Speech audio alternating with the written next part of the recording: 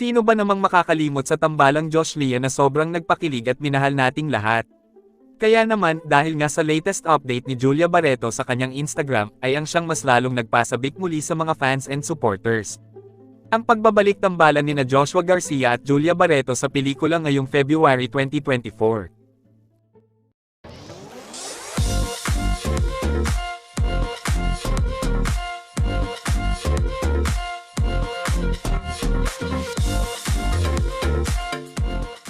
Bago nga matapos ang 2023, ay ginulat tayo ng balitang magbabalik tambalan muli sa pelikula ang minahal ng lahat bilang love team at ex-real life celebrity couple na Josh Lea.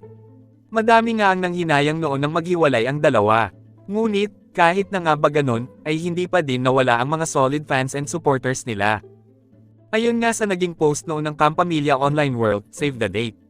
February 28, 2024. The comeback movie ng Josh Lea under Star Cinema and Viva Films.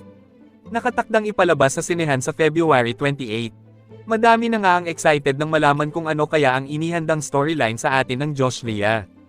Kung tayo ba ay patatawanin, paluluhain, o kikiligin sa chemistry nilang dalawa.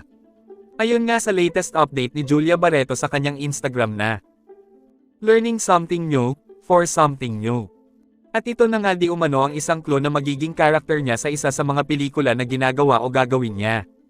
At malay nga daw natin, ay ito'y para sa comeback movie nila ni Joshua Garcia. Kayo, may chemistry o kilig pa din ba kayong nakikita sa Josh Lea? At kung ano ang inyong komento at saloobin, just comment down below at babasahin natin yan at pag-uusapan natin para sa ating susunod na video. Thank you for watching and see you on my next one.